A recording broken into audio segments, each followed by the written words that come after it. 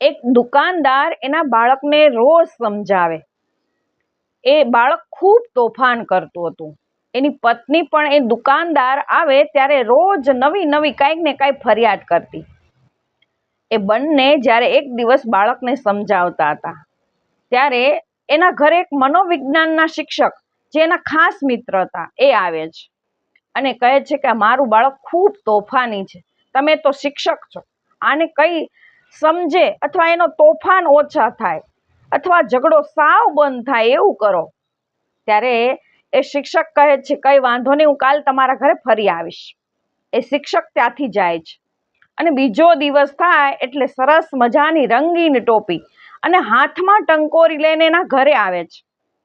એ શિક્ષક એના ઘરમાં પ્રવેશ કરે ત્યારે હાથની ટંકોરી વગાડે છે અને બાળક એ ટંકોરીના અવાજથી એનું ધ્યાન કેન્દ્રિત થાય છે, આકર્ષિત થાય છે અને બાળક એની પાસે જાય છે.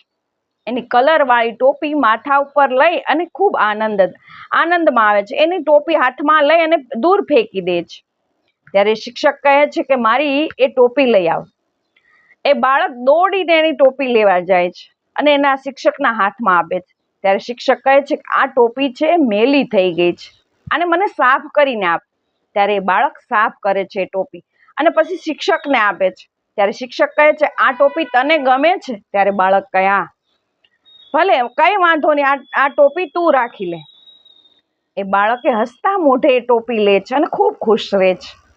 બીજો દિવસ થાય છે ત્યારે શિક્ષક એક સરસ મજાની ગોળ લાકડી લઈને આવે છે અને ગોળ ગોળ ફેરવે છે.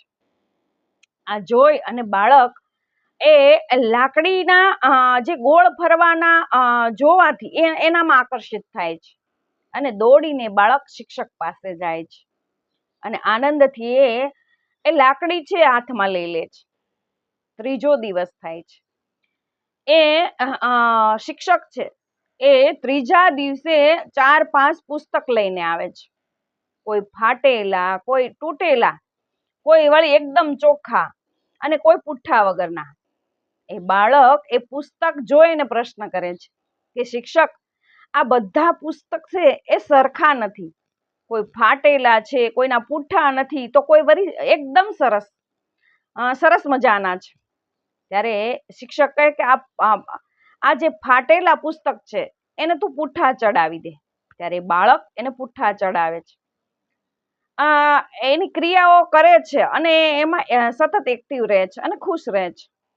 થોડા દિવસ થયા એટલે એ બાળક ધીમે ધીમે શાંત થવા લાગે છે અને થોડા દિવસ પછી એકદમ એનું જે તોફાન હતા એ બંધ થઈ જાય છે. ત્યારે આ દુકાનદાર એના મિત્રને કહે છે કે આ કઈ રીતે બની શક્યું?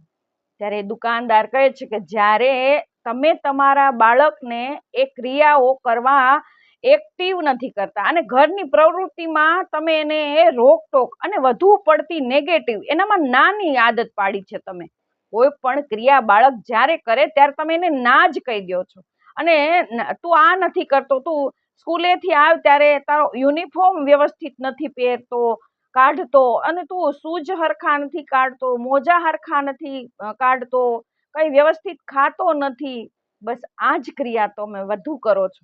હાને બદલે ક્યારેક વધુ ના જ કહી દો છો. એનાથી બાળકનું માઇન્ડ નેગેટિવ એ પોતે છે એવું ફીલ થાય છે અને એનાથી એની જે ક્રિયાઓ જે સતત એક્ટિવ રહેવાની હોય છે, સક્રિય, જે નેગેટિવ ને બદલે પોઝિટિવ હોય છે એ બંધ થાય છે અને એ નેગેટિવ વૃત્તિ તરફ દોરાય છે.